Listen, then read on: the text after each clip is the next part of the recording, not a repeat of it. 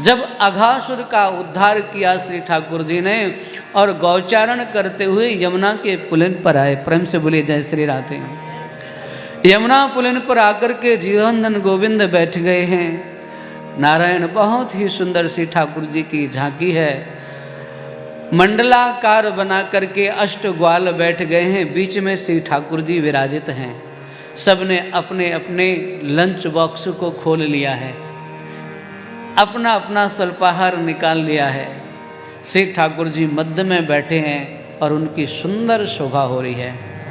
बिभ्रद वेणु जठर पठयो श्रृंग वेत्रे चकुक्षे वामे पाणौ मसण कवलम तत्फलान निंगुलेशु तिष्ठन मध्य स्वपरि सुहृदो हासयन्नर में भी भज्जन।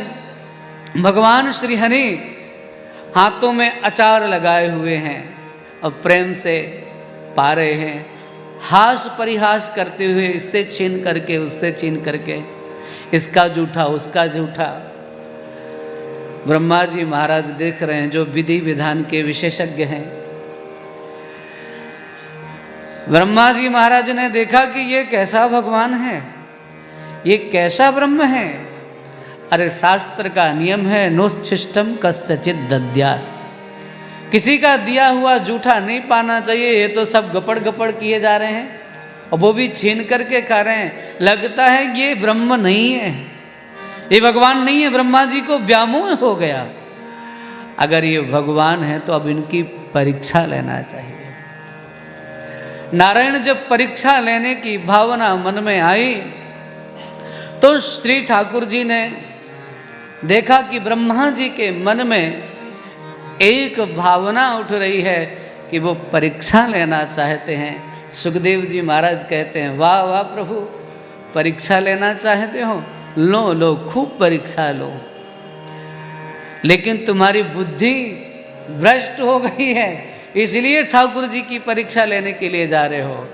अम्भो जन्म जनस तदंतर्गतो, अरे तुम्हारा जो जन्म है वो जन्म हुआ है किससे? कमल से हुआ है, और कमल जड़ है, इसलिए तुम्हारे मन में भी जड़ता आ गई है, इसलिए श्री ठाकुर जी की परीक्षा लेने के लिए जा रहे हो। प्रेम से कहिए जय श्री राधे। नारायण ब्रह्मा जी महाराज ने जब श्री ठाकुर जी भोग लगा रहे थे तो वचनों का गोपन कर लिया, और जब श्री ठाकुर जी वचनों को देखने के लिए गए तो गोपों का गोपन कर लिया, गोप बालकों का गोपन कर लिया। श्री ठाकुर जी ने ध्यान लगा कर के देखा कि ये लीला क्या है, सब श्री ठाकुर जी को समझ में आ गया। ओहो, ब्रह्मा जी महाराज की ये लीला है।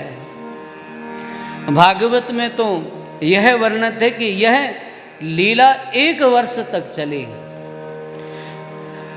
ठाकुर जी ने विचार किया कि ब्रह्मा जी जो जीव का निर्माण करते हैं तो उसमें प्रसंचित प्रारब्ध होता है, मटेरियल उनको चाहिए होता है, तब जाकर के वो निर्माण करते हैं। और मैं ऐसी सृष्टि का निर्माण करूँगा जिसमें ब्रह्मा जी भी जिसको देख करके चकित हो जाएं। भाई जो जिस विषय का जानकार है उस विद्वान के सामने उसी विषय को अगर परोस दिया जाए तो आनंदित हो जाता है। जो व्याकरण को जानने वाला हो उसके सामने व्याकरण की बात कर दी जाए आनंदित हो जाता है। जो साइंस को समझने वाला है, विज्ञान को समझने वाला है, उसको साइंस के द्वारा समझाया जाए तो जल्दी समझ में आ जाता है। ब्रह्मा जी सृष्टि करने वाले हैं, रचना करने वाले हैं, इनको मैं रचना के द्वारा ही प्रभावित करूंगा। उसी समय श्री ठाकुर जी ने नारायण अपने अनेक रूप बना लिए। यावत वत्स पवत्स कालपक बपुर यावत करांघ्रियादिकम यावत यष्टि विषाण वेणुदलसक यावत विभूषांबरम। जिसके जैसे छकड़े थे वैसे, जिसका जैसा वस्त्र था वैसा वैसा का वैसा स्वरूप बना लिया। यहाँ तक कि सुखदेव जी महाराज कहते हैं, शरवं विष्णुमयम गिरोंग वदजा शरवस्य रूपौ बभौ। भगवान की जो उक्ति है ना, सर्वम विष्णुमयम जगत, उसको चरितार्थ कर दिया श्री ठाकुर जी ने। अनेक रूप धारण करके सभी रूपों में श्री ठाकुर जी प्रकट हो गए। 1 वर्ष तक ये दिव्य लीला चलती रही। सबका गोपों के प्रति, वचनों के प्रति अत्यधिक अनुराग हो गया, अत्यधिक प्रेम हो गया। एक दिन गोवर्धन जी महाराज की तरह पे ऊंचाई पर गोप गायों का गौचारण कर रहे थे और नीचे छोटे छोटे जो ग्वाले थे वो बछड़ों को चरा रहे थे। गायों ने बछड़ों को देखा, पूंछ उठा करके दौड़ी। गोपों ने रोकने का बहुत प्रयास किया पर नहीं कर पाए। भागते हुए गोप आए और उन्होंने जब अपने अपने बच्चों को देखा तो लाड़ लड़ाने लगे। गायों के प्रति जो गुस्सा था वो सब शंकरषण भगवान ने देखा कि ये हो क्या रहा है। कन्हैया के रहते हुए कोई किसी से इतना प्रेम करे ये तो संभव ही नहीं है।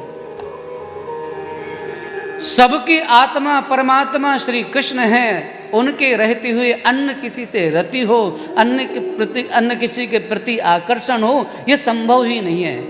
शंकरषण भगवान ने ध्यान लगाया और ध्यान लगा करके देखने लगे क्या लीला है, देखूं तो सही। और जब लीला देखी तो ओहो, सब रूपों में श्री ठाकुर जी, वचनों के रूप में श्री ठाकुर जी, ग्वालों के रूप में श्री कृष्ण दिखाई दे रहे हैं। समस्त रूपों में श्री ठाकुर जी विराजमान हैं। शंकरषण भगवान ने कहा कन्हैया से, लाला ये क्या लीला चल रही है? बोले परीक्षा दे रहा हूँ। बोले कौन है? बोले अपने बेटा को। बोले ठीक है, युग का आरंभ हो चुका है, इसके बाद कलयुग आएगा। वो उस युग में बेटा बाप की ही परीक्षा लेता घूमेगा। प्रेम से बोलिए जय श्री राधे। तब तक ब्रह्मा जी के मन में आया कि चलो मैं देख करके आता हूँ। देखने के लिए आए, फिर से वैसा ही सब देखा। आहा, श्री ठाकुर जी की लीला को देख करके नतमस्तक हुए, प्रणाम करके स्तुति करने लगे।